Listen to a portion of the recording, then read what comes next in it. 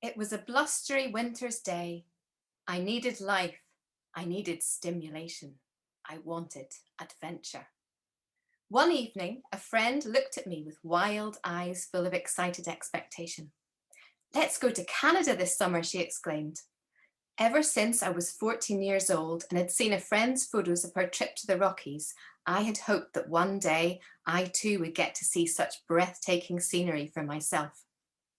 It was the days before the internet, so I set to work devouring guidebooks to Canada. Well, it was a nice escape from university life and the dusty halls lined with dry, indecipherable theology textbooks. It soon became apparent from my research that I wanted to see everything that Canada had to offer. After all, we had our long summer break ahead of us, and we would not always be so footloose and fancy free. So fast forward a few months, and there we were, two young girls at Belfast International Airport in 1995, with our rough guide to Canada, tent and sleeping bag in hand. And yes, it was this sleeping bag, ready for whatever the country would throw at us.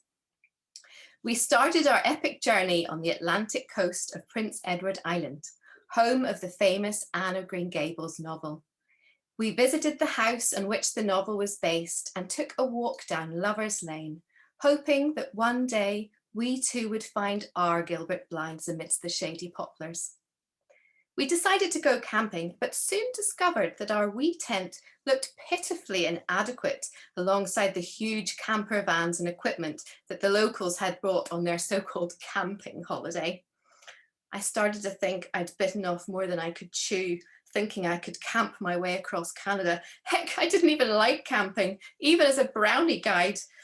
I started to feel rather homesick and sorry for myself for my first major trip away from home. Our neighbours in the next huge camper van must have noticed my somewhat sad and dejected demeanour, as they soon invited us over to their huge bonfire to toast marshmallows and share their stacks of food as the chipmunks looked on expectantly. This built us up for the next day of cycling round the coast and enjoying the beautiful cliffs and famous red sand, which I still have home in a little bottle today.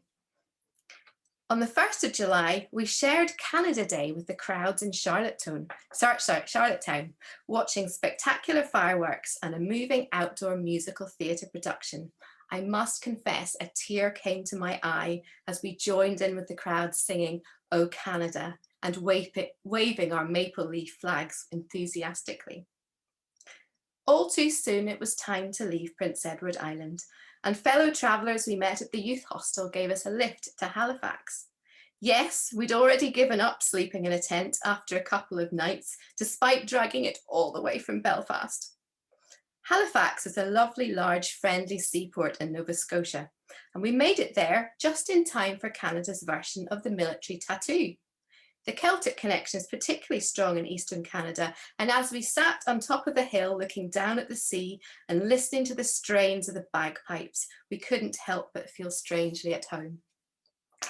Our next port of call was Quebec, to sample the alternative culture of the French Canadians.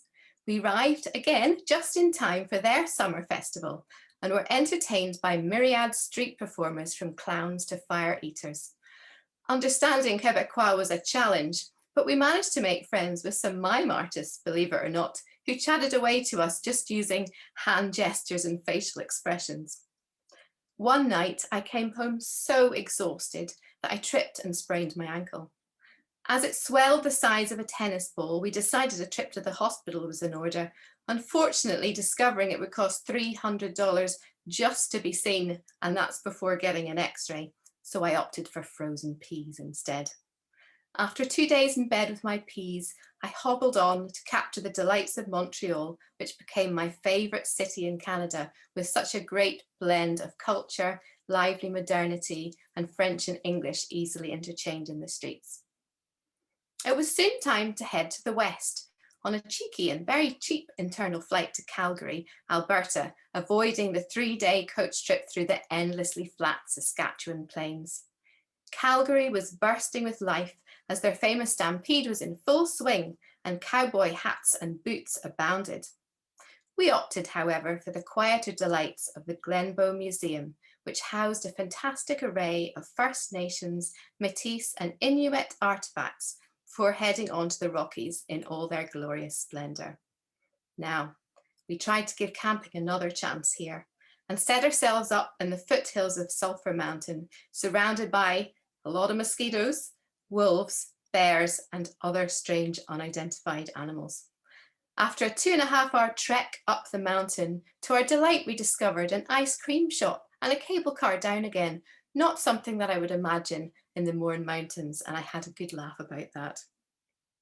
Then we went off to Banff and Jasper, catching the delights of the glacial lakes such as Lake Louise, and stepped out on our first ever glacier at the Icefield Parkway, enjoying such peaceful serenity, but of course surrounded by tour buses.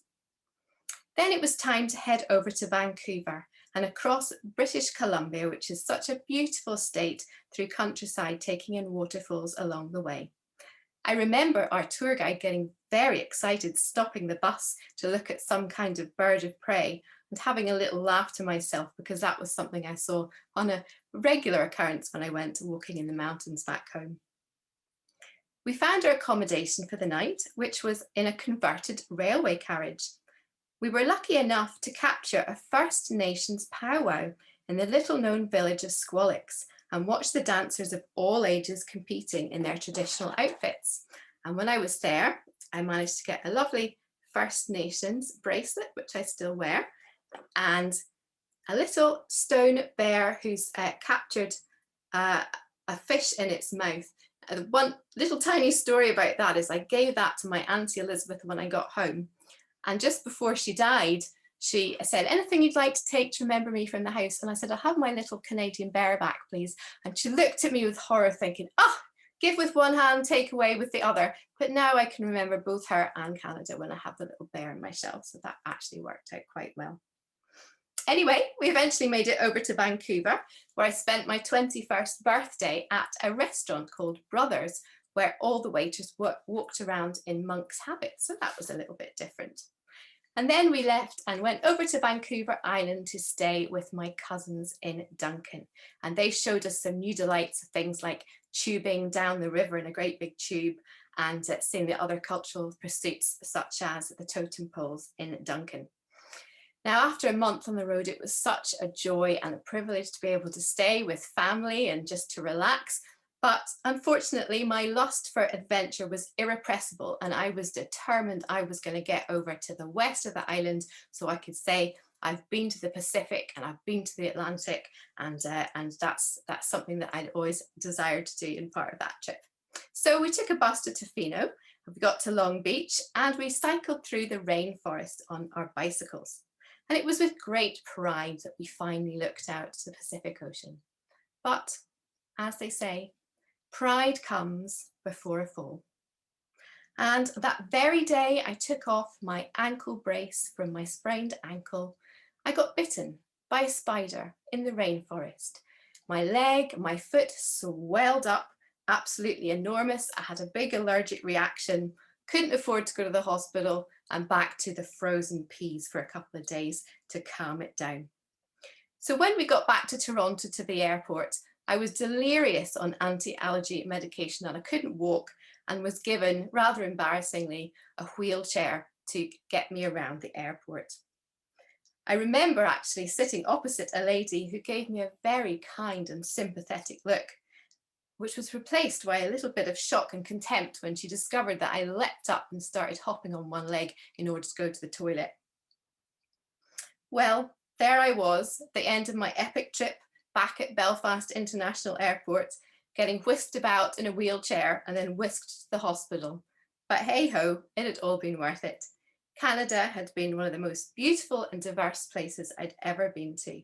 With friendly people and a safe environment, it gave me wonderful memories to cherish for a lifetime.